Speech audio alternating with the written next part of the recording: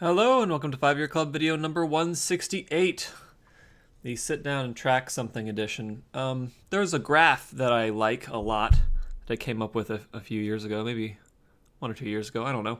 And it was basically just to take my savings graph and just take the total amount, not the breakdown per account, but just the total amount, and then to chop it up into the different years and then to put them one over the other to understand how I've done from year to year over time. So, here we have the graph, and you can see that the blue line is 2013, and the red line is 2014, and then 2015 would be the yellow line. Oh, not so good. 2016 is the green line. 17 is the purple. That's when I paid off the mortgage. That's what this big dip is here. And then 2018 is this blue line. And so what I can see for me for this year is that I am doing better than I was at the same time in 2017, but not by much. And I've had to kind of dig myself out of a gap here because I had a better tax refund situation at the beginning of 2017 than I had this year. I had a better, I had some lucky stock options that were worth a little bit of money at the beginning of 2017 that was not as big this year. And so I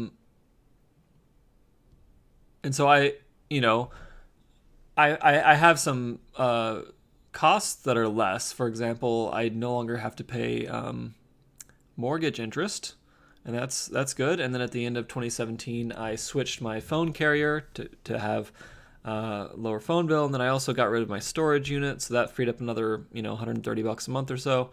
And so I've done things to try and free up the cash flow so that I can compete against 2017, and that's good. But it hasn't been easy, and I've really had to,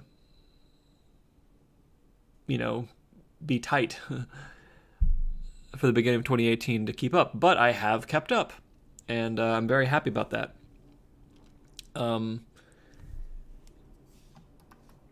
If you don't have something like this for yourself, then you won't know how to feel about this year's savings. You won't know whether to feel like, oh, I'm doing really well, or, oh, I'm not doing well at all. Because I gotta say, in my memory, for example, 2015 was a high savings year. That's what my memory says. But the reality says, according to the spreadsheet, is that 2015 was not that good during the last little part of that year. And we got to be honest with ourselves. Our memories aren't that great. And so the only way to really understand rationally how we should feel about our money situation is by tracking the actual data. And in order to track the actual data, you have to have the data. The easiest way to have the data is to start on a monthly basis, just adding some lines to a spreadsheet. And it can be really simple. It can just be like, you have a savings account, and everything that you save in the long term is at first put into that savings account.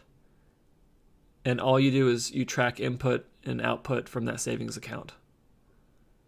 I have about 4 or 5 accounts now that would account for each of these lines. But it's still very manageable because at this point it's all very there's not a lot of different debt accounts that I'm trying to juggle and pay down. It's simple. So I would encourage you, when you start tracking this stuff, you don't need to track all your accounts. You could start tracking your stuff just by tracking only your debt, or just by tracking a single savings account or whatever it is. The point is just to start tracking something. What'll happen is that you'll track that thing and you'll see the different lines, and you can just copy and paste statements a lot of times into Excel and then remove the lines that are irrelevant. And so it makes the work a lot easier. But after you have a nice pretty graph of whatever it is you're trying to look at, then you'll get the urge to add something to it. You'll be like, well, I would see a more complete picture if I added this other account to it. And then you add another column and you add that other account, or however you do it in Excel. If you want to know how to do it in Excel, I can make a breakdown video of that. Just leave a comment below this video saying, I want to see this in Excel, and I will show you how to do it in Excel or Google Sheets. It's all free. It's all not that hard. It's just inputting data into a spreadsheet on a computer. And yeah, this is one of the things on top of reading about the psychology, on top of having a budget, on top of, visualizing what your future is, on top of, thinking about the opportunity cost of the things that you want to buy, on top of looking up savings mentors and savings communities that, are full of other people who are trying to save money. On top of all these things, this is yet another thing, another tool in your toolbox to encourage you to save and to help you understand what's going on in your financial life year after year. And, if you say to yourself, I only want my savings to go up every year for the rest of my life, I don't want my savings to go down. So what will that mean? Well, what that's going to mean is that you need to know what last year's savings was to know what your target is for this year. And if you don't even know that, then there's nothing to aim for. And if there's nothing to aim for, there's nothing to plan against. So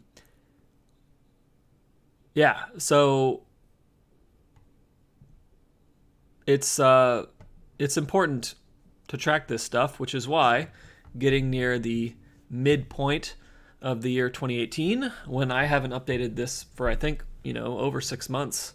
For me, if I haven't updated mine, you for sure have not updated yours. So go make one, go update it, go look at it. It's time. Enough months have passed. There's going to be new data. It's useful. And in the future years, you are going to be so glad that the old version of you inputted this stuff in, so that future you only has to think about, the last 3 months. And again, usually you can just copy and paste the bank statements into the spreadsheet, delete a few columns, delete a few rows, consolidate the data, and you're done.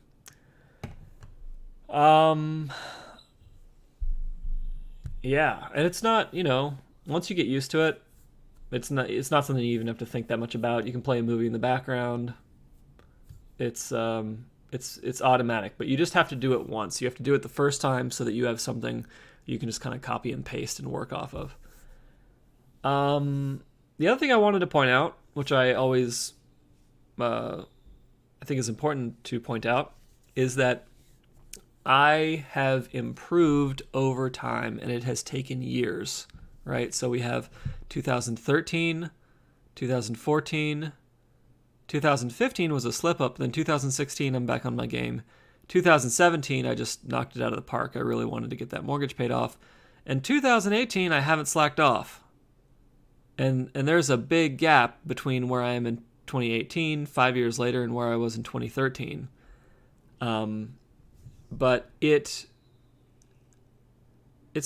taken time, and it's taken effort, and it's taken a lot of different moves over the course of these different years to make all this happen. So, get started. Like you will see amazing gains year after year if you get started, if you focus on it. If you don't see the gains in the next month or two, that's how it goes. That's how this game goes. You're not going to see huge gains typically in a month or two. But over the years, you're going to see it accelerate, and you're going to be pleased with the result. So again, video number 168, it's time to sit down and track something that you haven't been tracking, something that you need to understand better, something where you need to be able to compare it to understand where you're at, where you want to go. June 13th, 2018, had to look for it, is the day to do that. So have fun. These colorful graphs, they're cool over time. I think they're cool. I like graphing everything. All right. That's it for video number 168. Have a fabulous evening.